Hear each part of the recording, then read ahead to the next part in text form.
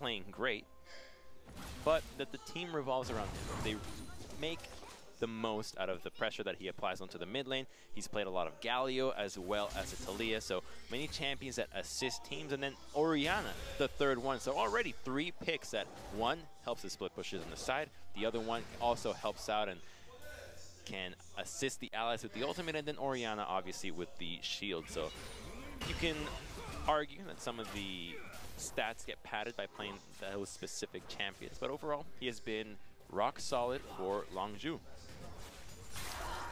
He definitely has been, and we were looking towards him as the big new hype guy on campus. Everybody had talked about him, especially in spring. They were like, why does Fly keep coming out? Why doesn't VDD play? This guy is a solo monster. And lots of talk about him, and then once he finally got his big new hype guy on campus, everybody had talked about him, lineup, especially in spring. They were like, why does Fly keep coming out? That's not easy to do. Play. This guy has been around. A monster. Finally, lots of that opportunity, and then made it work. So props to that.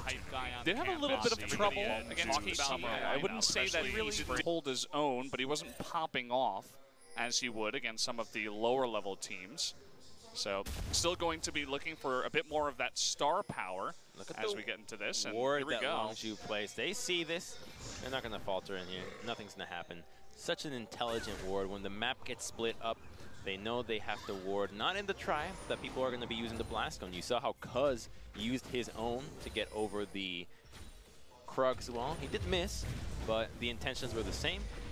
And this is just Khan kind of faking it that there is a gank up here. As even though QV does have minion wave advantage, his jungler isn't there. It's been already assessed that the map has been divided, so him to engage onto that Jax would have been disregarding the information that his team has given.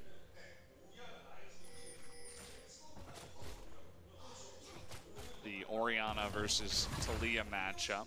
We saw Tempt doing pretty well in the Talia tonight. BDD looking to add another win to his already 9-2 win rate on this champion.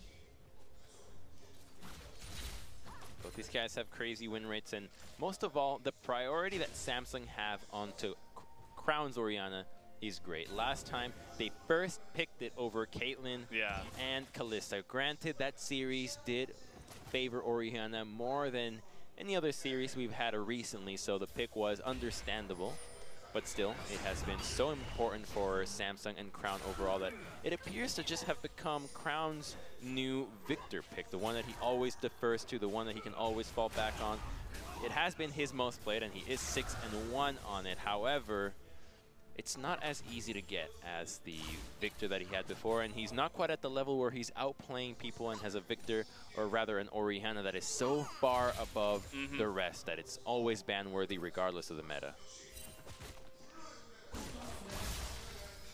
Yeah, Orianna is definitely one of those champions that never seems to get banned in the first banning stage. You know, we see it every so often once you do get into the second one, but even then you see other picks such as Talia or, you know, Galio, if it does get to that point, be kind of taken away. But the Orianna definitely has seen a lot of play in LCK so far. Just a full-on steadfast farm fest for these teams, although Cuz has been farming a little harder than Ambition, and he didn't not see the ward. He placed the barrel to make sure that you can have full sight as to where the opposing jungler is, and the lull has reached all of us. We're sustaining a bit of damage, but they will trade it back. He's got a improved heal after a couple of patches as well to make him more relevant early game. Definitely seeing a lot more Taric picks because of some of the changes, and also because of the team fighting that we see a lot. Definitely is one of the best ultimates if you can time it correctly. That Cosmic Radiance makes team fighting quite nice. And speaking of team fights, let's assess how these teams will be taking the mid game. You've got Jax 1v1 in QV topside, and then a 4-man unit in the rest. You've got QV, who will have arguably a or not even arguably, a bigger influence on the fights with his teleport, but he will be gated by the Mininar and a relentlessly pushing Jax. So for Samsung to win a fight, their opportunities come at Ambition with an Engage or Ruler with a Chains of Corruption. So those are the two tools that they have. As for defensive tools, it solely falls onto Core JJ, whereas Longzu rely on Prey either initiating with Fate's Call from seriously far away or on Cuz. So I find that Longzu's Engage will be a lot harder to execute than Samsung's based on the champions that they have. Okay, we got a fight here in the mid lane. Just a bit of trading. Nobody will fall just yet, but yeah, I would have to agree with you. It's definitely going to be a little bit on the cusp in terms of Longzu's Engage. Ambition is showing up, saying, hey, want to make sure Crown is very safe and just help him push the lane.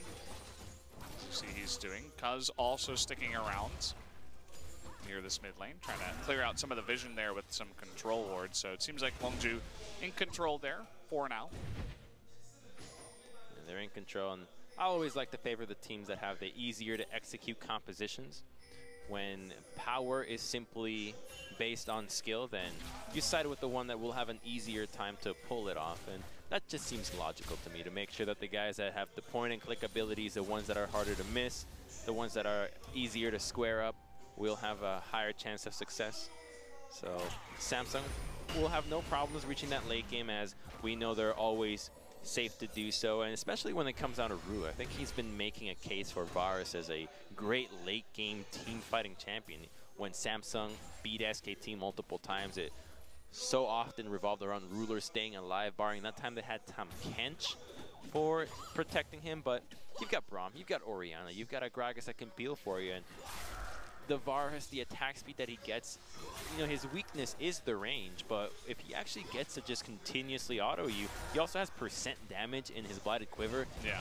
He's no stranger to melting down tanks, to killing Squishy, so in the hands of Ruler, he's a valuable pick, and Samsung proves it by continuously picking it for him when nobody else has. Yeah, you were talking about comfort. I mean, this is by far his most picked. He's 13 and 5 on this. His next one is Ashe with 5 and 5. So besides that, you know, he does well in the OP champs, has a good ratio on Twitch as well, but Varus definitely has been the big comfort for him. It's kind of like when Afrika was the one main team that was always running Xayah for Kramer. You can see some similarities here for Ruler's Varus. Previous to that, they were only running Caitlyn and Ashe, and look at how smart Samsung is this game. I think we're going to get to see the late game similar to Afrika versus Jinair that we saw of a 30-minute first blood. Because Merc treads rush on Cuvée, making sure that he's going to be safer against Jax. He doesn't get to get stunned if it were to come through. It makes Cuz's ganks that much weaker. Same with Orianna. You get to make the ganks that much weaker. And what value do you get in that? Well, the value that you have from making the ganks weaker is that you stall up the game. Less gank opportunities means that the game slows down, and it benefits the full-on team fighting that Samsung want to look for. Khan with some smooth moves.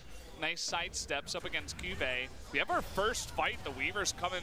Weaver's wall coming in. Core JJ in a bad spot. Gonna try to get away with that blasting pipe, but there's the Fate's Call. In goes Gorilla. The Cosmic Radiance coming down. They will 100% dive this turret. There's one kill. Give it a second. A double kill over to Prey on the Callista. And all of a sudden, Crown now getting caught out. Can he kill Cuz? The smite is gonna keep him alive. The rest of Longzu on the chase, and the flash coming in. That seismic shove not gonna hit, but can the damage come through? It's very, very close. One more Q, and he does get it. 3 kills on the side of Longzu, and a double over to Prey. And Samsung take a stroll through the river, but that is dangerous as they all collapse on, and they just not expect that Sejuani would blow the ultimate right onto Core JJ. Everybody collapsed to try to keep him alive, but it was not enough. Longzu responded so quickly, and we just got to see the engage of the Fate's Call. Let's look at that one again. It opens up with the ultimate, bam. The Weaver as well is already here, and it looks like they might be making a good getaway, but no, the Fate's Call from Prey was sick. Gorilla gets to hit the stun right at the end, and 2 kills, and while you might have been able to pick up somebody else here right at the end with the shockwave, maybe Prey, he still has heal, he still has flash. And then BDD takes full advantage of Crown at this moment. Just so cool to watch that they actually commit to this. And then watch how he waits on the seismic shove. He waits patiently, and then once again, okay, I can tank this. Just aim carefully. And that's the power of patience. You don't need to weave in auto attacks on your mage. You got to make sure that you're in a better position for your spells, as there is a higher return in those than just lagging behind and using autos here and there. He waits until Crown has to sidestep it, so he has extra time to throw out more rocks with this Q. And it's hard to argue against Longzu's mechanics, although as I say that, the Sejuani ult goes wide, but Crown trying to dip and dodge his way out of this one. He will survive at the end of it all. Does get hit by the Weaver's Wall, but is okay in the end. Talk about caster curse. You don't have to, no argument against Longzu's mechanics. Immediately does cuz whiff the entire ultimate. Yeah, we've seen a lot of whiffs on that ultimate, specifically. But yeah, it's true. Praise, like when he jumped over the wall as Callista, as well as Fate's Calling at the same time and hit the two members in a fantastic spot, and then the three of them getting just not getting hit by the shockwave at the same exact time. It's like watching synchronized swimming. Should that be a sport? Well, it is a sport, so I guess yes. Oh, I know that's not exactly the strongest argument I've ever made, but you know it's subject to opinion. Yeah, it's one of those sports that's completely done by judges, as is diving and other water sports. But there's like, isn't music selection like a choice in this that is taken into consideration? And like outfits? I don't know that much about that. I do know a bit about figure skating. Sounds pretty similar. I don't know about outfits though. Outfits. Actually, yeah, I guess if you count figure skating, you're right. It is a sport. Okay, because figure skating is a sport and synchronized swimming is a sport, we figured it out. But Longzu off to a fantastic start. They get the Ocean Drake on the back of it as well. And it's pretty early on in the game, too, that they do get it, about 13 minutes. So a pretty good Drake to pick up this early on in the game. Going to make laning a breeze for them. It'll make laning a breeze, but it'll also help out Khan a lot, because every time that he will go for an engage onto Cuvée in the later stages in the game, you know that he's going to get chunked out. You'll have to wait back for the waves to hit for everybody to be on the map before returning, and getting an extra bit of HP back will help his endeavor in making sure that the Gnar is constantly under tower and cannot teleport anywhere to help out his team. So it's a good trade for them, but now they have to be looking towards towers. How are they going to get towers? I think they're going to be going for bottom side once again, leaving Khan to just farm top side by himself. But the vision will be the indication for us to know where all these teams are going. Already the control wards are left side for Samsung, right for Longzu, and with Taric moving in and another control ward in the river, they're looking to make this body of water entirely theirs. Maybe that's the reason why blue side is so strong, because, you know, the blue wards, they just look so much better in the river compared to the red ones. Wouldn't you think, Crumbs? I'm thinking that Cuvée might be in trouble, first of all. Yeah, here we go. We got the Weaver's Wall on the back of this, too, if they want to go for it. But Mega Gnar comes out, he hops out, and he's okay. And see, BDD was making his way up, a very BDD thing to do, as he does on both Taliyah and Galio all the time. Well, that's how you have to do it, though. You always push up and you move towards the direction that action is happening. If you have the time to do so, why not? As opposed to just lingering in the mid lane, you can always assist your team. You help them out. You make sure that you can collapse if necessary. And super early Trinity Force coming out from Khan with the Trinity Force completed under his belt. He will not be pressured anymore. Cuvé's going to be under the tower, and he now has to look for a moment to TP. So here it comes, Mallet versus Trinity. Who will win? Well, we'll have to wait and see. I would like to favor Khan in this one. Yeah, Jax wins. Yeah. I wasn't sure if you were actually asking me, or I figured you would know. I was saying it kind of like a poster, a fight poster that they do for advertising a fight where you have two contenders. It doesn't matter if the fight's going to be one-sided. You always have to ask, who will win? Who will be the victor in here? When is that McGregor-Mayweather fight? I think it's at the end of this month. Okay. Definitely got to tune into that. We were talking about competitive things that you should be watching. Definitely tune in for that, although I'm not sure how competitive it will be. And look at this Frozen Mallet doing work, though, forcing that ultimate to be used by Khan, who is still on the run. The counter-strike finally coming out, but Cuvée still on the chase with that Frozen Mallet. He's linking it up. There's the flash, and the solo Q coming in for Cuvée.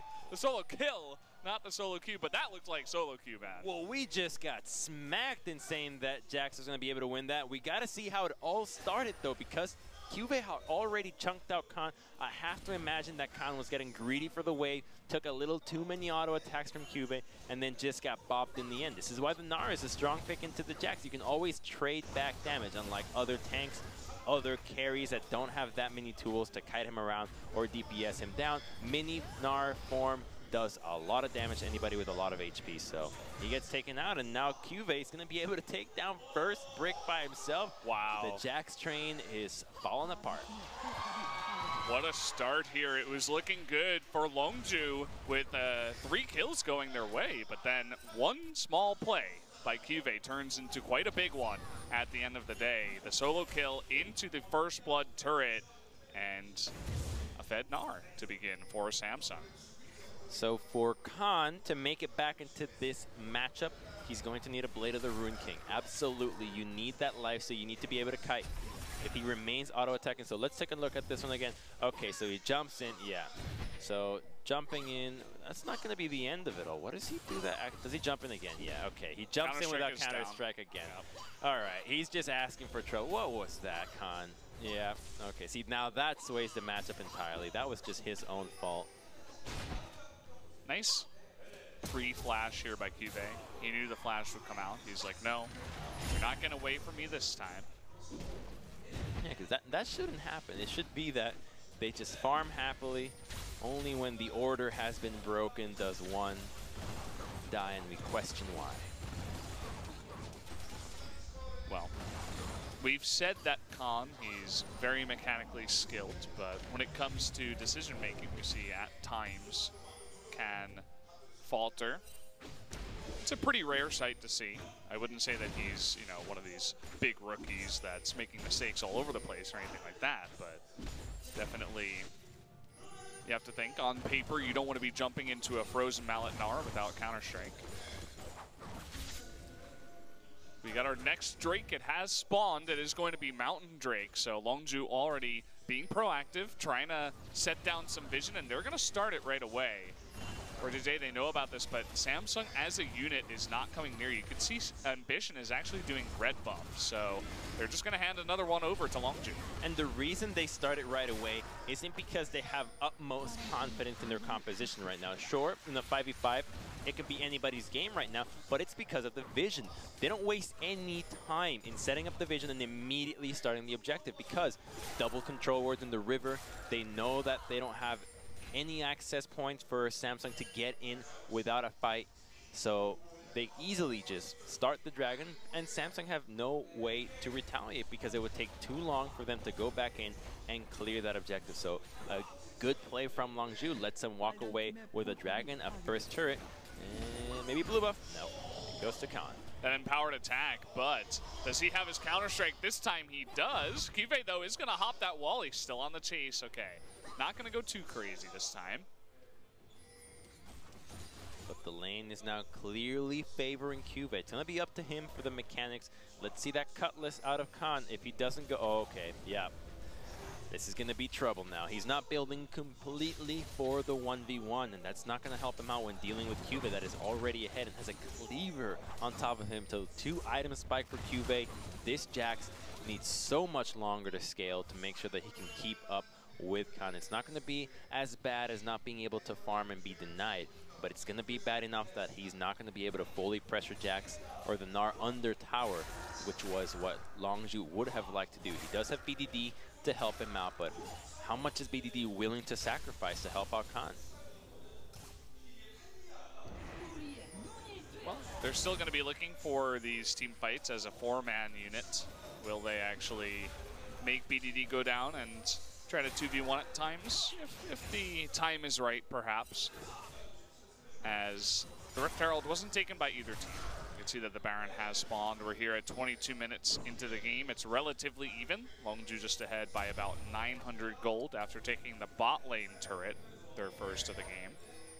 Yeah, see, there's BDD defending the Tri-Brush Ward and triple control wards for Khan in the bottom side, so he's going to have a field day when it comes to pushing safely against QV. He doesn't have anybody on his side of the map, but he's still capable of 1v1, and they just need sight of every member, and then the bot lane can unravel into a bloodbath.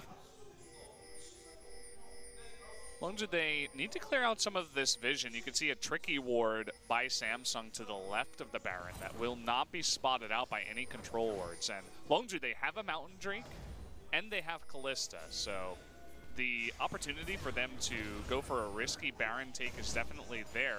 But Samsung at this point in time would see them go for it. So we'll see if Longzu, like many other teams before them, will take the risky play and go for it. Doesn't look like it just yet, perhaps later on in the game. You know, that would be near suicidal. Right now, it's the match for first place. The implications here of safe play go far beyond a solid draft. It's got to be that these teams are playing cautiously, that they're not making any large mistakes that could end the game completely. If a team is confident in their abilities right now when the gold is even, they could just say, we don't need to take a high-risk, high-reward objective. We can play it out slow and know that we will triumph in the very end. So going for a Baron would be just that, because if they mess it up, if they have some oversight, if they don't take all the wards out, perhaps don't use their sweepers in the best spot, or even get out of position, the game could be over in a matter of seconds. You lose the Baron, Jax pushes, Gnar pushes, and it's GG. Yeah, and speaking about wards, there is a very nice, almost perfect control ward by Samsung at the blue buff. It hasn't been spotted by anybody on the side of Longzu, so if they wanted to go for it now, it would certainly be suicide. We'll see if Cuz can scout that out. Nope, doesn't look like it. Just runs right by it. So that control ward's going to be there for the majority of this mid game. It will be nice for teleports out of QV if they can line it up. Look at the control that Longzu have over the river. It's like you've got a bunch of antiques laying in the river there with all the wards to make sure that nobody else can see the treasure that is hidden underneath it. If they clean this out, I don't think they'll start it still, because that control ward that you mentioned that Samsung have placed can truly only be used if Samsung were to collapse onto the Baron from probably the right side of the Baron pit, because Longzu would then be forced to retreat either top or left, and then QV could collapse. Whereas if they engage from the top side, then Gnar would have a much harder time finding an angle to hit everybody. And you can see just how much attention BDD is paying onto this lane. Wait a second. Okay, they're looking for this. They force that flash out of Crown, and the Glacial Prison comes out and locks him down too. So they use 2 ults here for that flash. But look at this, getting up to Cuz, the Cosmic Radiance at the end of it, as well as his flash will keep Cuz alive, but he's very, very low. They are not going to not retaliate when it comes to taking your mid laner's flash. They gotta have something out of it, and at least getting Cuz's flash is a pretty big deal. Unfortunately, he does have a Warmogs already, so he's going with the build that Ambition himself was starting, which is Warmogs into that Gargoyle Stone Plate, making the Sejuani a beefy frontline that can soak up as much damage as possible and return to the front line on cue. And back to the point of BDD and Jax. Every time that Jax is in the tower, BDD moves towards him. Okay, we got this fight coming on. Khan is down a level, but he has red buff. Look at how much damage he's outputting. QV just trying to build up that meter if he can, but it's not going to be enough. One-on-one, Khan will win. And down he does go. Crown is making his way over. Wants to finish up this kill. Not sure if he can even 1v1 him still. So yeah, he's just going to back off. Khan going to win the 1v1, and fantastic. Ruler now forced to flash away from the Taric stun. That was quite close, but here comes the Weaver's Wall. They want Ruler, and he is a sit and duck. Down he goes, and Cortez too getting caught out. That's a couple kills off of the back of Khan's, and Longzu running away with this one now. Their patience has paid off perfectly. They wait for Cuba to overstep in the bottom side. The red buff from Khan is enough to get the 1v1 kill. And then this was the third attempt onto a pick in the red side jungle. First it was Ambition 2 times. Actually, fourth. They had tried on Crown earlier as well. And then they combo the Weaver's Wall. They make sure that they can get Ruler flashing over the wall, but it just was not enough. And the resilience here, they didn't even take that tier 1 down. They just kept looking, and it worked out. The angle from Taric is too deadly. They flash over, but as soon as BDD commits onto this one, you see just how much damage he does onto Ruler. He just got deleted immediately, and Kalista wasn't even a part of this one, just until the very end. She shows up and takes out Brahman. Now this Jax is going to be strong enough to 1v1 the Gnar under the tower. He's not going to be able to just blatantly dive him, but if he messes up the rage management again and loses out on Mega Gnar form, he might end up dying. It's funny how just one small step in the wrong direction for Ruler means that he has to flash, and then he can't get away from a seismic shove on the follow-up. And just a small move like that, it gets your support caught. And all it takes is just one series of events, unfortunate series of events, for Samsung to now be in a very defensive position, because even though the gold lead doesn't look too big right now, it is about 4,000 in the favor of Longzu. With this Baron, they'll be looking for a lot more objectives. They're not going to go for the Cloud Drake. They want to take out turrets, and so that top one is a target, this mid one is a target. Khan by himself is still down near bot side, and they're looking to snowball this as much as possible. And when you look at the VOD review for Samsung, the face-checking endeavors, it's a complete team element. The vision game needed to be refined. It couldn't be what it was there, where you have Ruler going by himself, Ambition by himself, that they spent so much time without being able to clear out anything in the river that Longzu can look for that many attempts repeatedly. And that relentless approach to finding picks ends up paying off. It was the fourth time that they looked for it that they got the reward that they wanted in Hell. It's the biggest reward you can get, save from taking an inhibitor and ending the game. Samsung can't even protect their tier 2s now. That's going to be the third turret that has fallen after this Baron. And now Crown is sticking around here. You got Cuz coming around the backside. We're not seeing it just now. Here we go. Stun coming in. It's immediately cleansed, and the Shockwave keeps him alive for now. Have Longzu gone too far? The cast is going to hit BDD into the wall, but Gorilla flashing forward with that Cosmic Radiance would have kept him alive had BDD not flashed. And they do get out scot-free.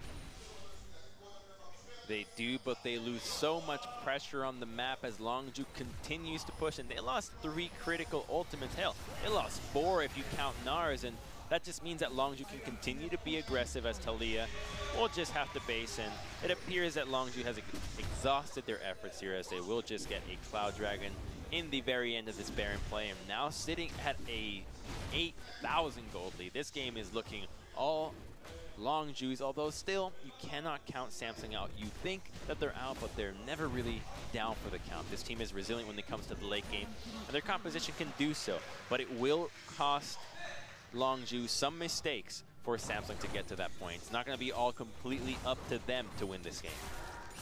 Yeah, they certainly do have a nice bit of wombo combo potential if they can get Gragas into a good spot and get a money Shockwave.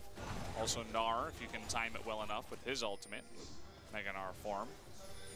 Would be nice. It's good on paper, but actually executing it is going to be the hard part. You're going up against a 3-0 Prey, and look at that. Crown actually put on the left side. They're looking for an engage onto him, actually. Fate's Call is blown, but nothing going to happen. You know what I want to see as an interaction? Yasuo ulting off knocking somebody with Taliyah wall. I'm not sure if possible. I think it is, right? It should be. They're knocked into the air, so anything that knocks you into the air, even for just a moment. It could also be spaghetti code in that it's not registered as a knockup. There is also that possibility, I suppose, but I haven't tested it myself. Don't see too many Yasuos and higher levels of Korean solo queue.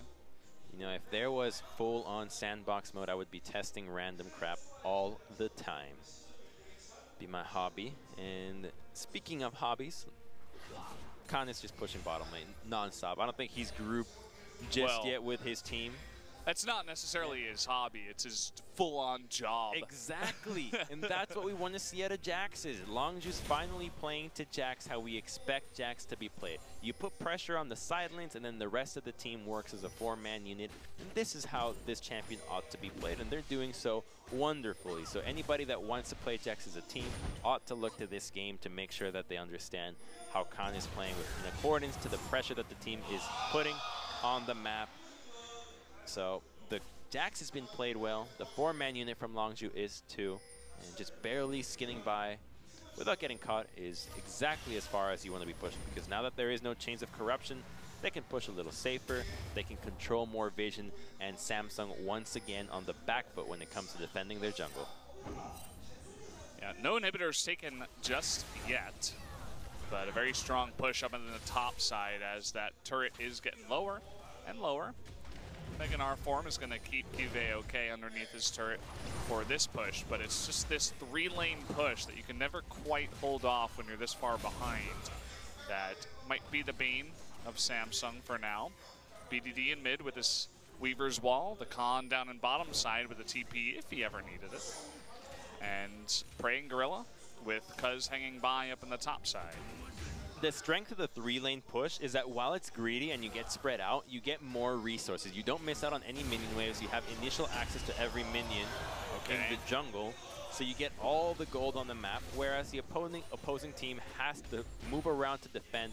They don't get any jungle CS. They're always on the back foot, and you slightly build your gold lead here and there. And now that 8,000 gold lead is now 10,000 gold. So Longzhu's approach has been effective, and here comes the wall. Oh, they're trying to get out of there as much as possible, but it's blocked by Core JJ. But again, this gives some time. The knock-up onto Kalista, though. Prey's getting low. He flashes away. And now they're going to have Cuz, who is going to dash. But the Cosmic Radiance, he does come out just in time and is able to Glacial Prison, Ruler, and Crown away from that fight. And a successful disengage, although close, for Longzhu. They get two flashes, but Longzhu is on the retreat to Baron. There's not enough vision for Samsung to fully get inside the red side jungle and clear this back. So they're still in the back, but when it comes to defending the next biggest objective, which could yield an inhibitor for either one of these 1-3-1 pushes. Longzhu is getting frisky. They're getting aggressive here in mid, and now even Prey hopping forward. Cuz trying to engage from the right side. Corey JJ makes it out. Even with all those Ren stacks, good.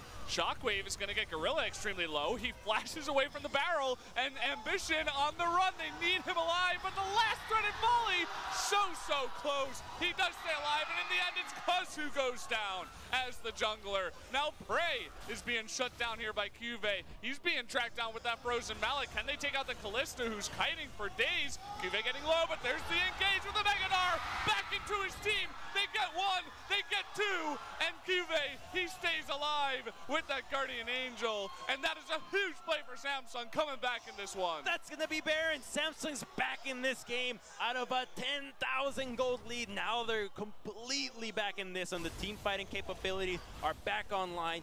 And it all started from a bit of a greedy play from Longzhu. They're trying to get a little bit more, but remember, that fight that they went into the top side was where it all began. It didn't just randomly happen into the mid lane. Kalista had no flash, and most of all, Taric did not have his ultimate available for this. So the teleport is coming out, or Jax isn't even here, rather. The TP from QV comes through, and while they're able to lock down Orianna with some damage, the carries are not capable of fully following up. And it looks great at this point. You got Ambition on retreat. One more would have gone in, but Cuz gets greedy, and one man going down is the signal for everybody else to go through. The fact that QV already had a Guardian Angel means that Longzhu have to be so cautious in fighting forward into this and building up the rage, not retreating immediately, and just a real hero play out of him. You don't need to hit the stun. Just get him closer to your team. They might as well be a wall of death. A true team player. He opens it up for his team, and he made that all possible in the end of it. So Samsung coming back in this one in a big way. They get the Baron, they take out a turret, and now they're going for Elder Drake. They're still 5,000 gold behind, and Longzu is grouped up, looking to contest this.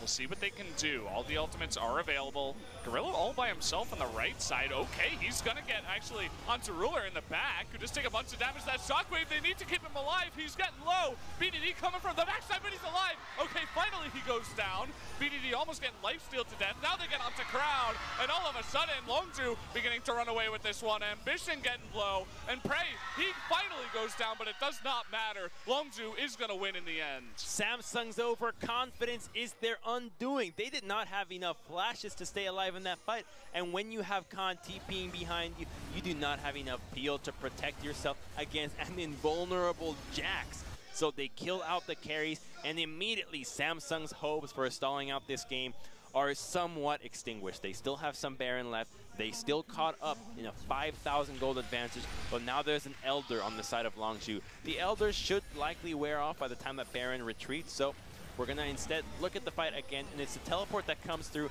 with a great ultimate, and it forces Ruler Splash immediately because he doesn't have cleanse right now.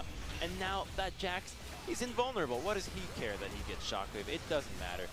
They leave Ruler to die to BDD, and they just focus down onto Crown that the cleanse isn't even going to save him at this point on.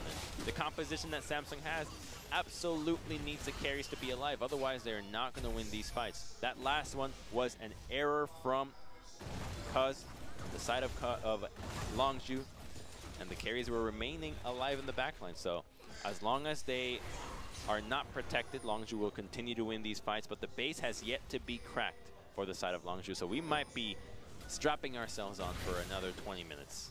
Well, I mean, this is the way it's supposed to be, right? This is what everybody hopes for when they get Samsung versus Longzu to decide first place versus third place. And I'm certainly enjoying it myself so far. It's been action-packed.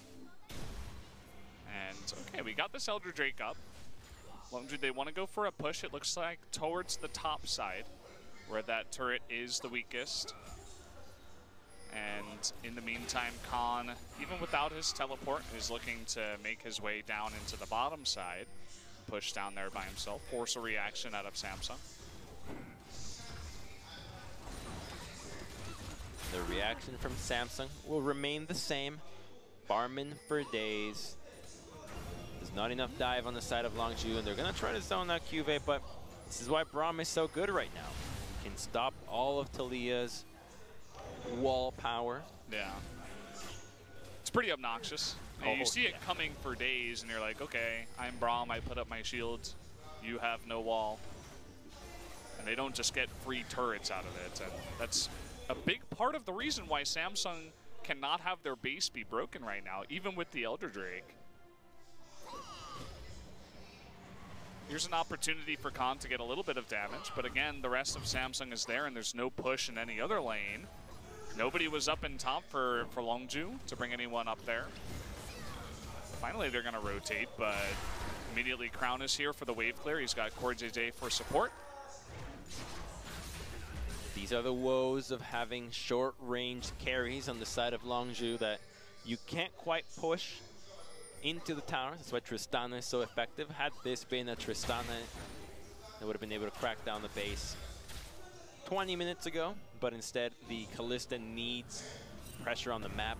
They need Longzu to have vision inside the base, but the control wards that Samsung has been placed so perfectly deep that you just can't auto-attack them from over the wall.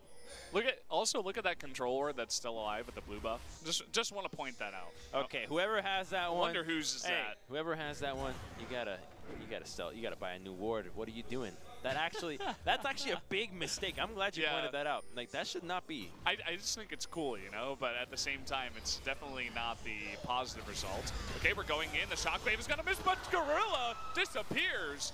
Oh boy, getting a little bit too crazy, getting into the base by himself. He gets picked off. Vanishing act. Without Ezreal in the game, his life is not worth it. So Tarek takes his life at the hand of Samsung. That's like suicide by cop. That's kind of how it works. So He oversteps thinking that maybe they can kill Crown, but there's not enough follow-up here.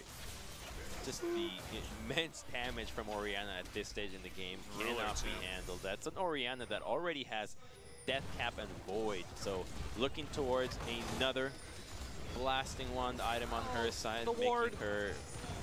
Well, I'm glad they got killed, finally. It was probably Kyuve's ward, if I had to guess.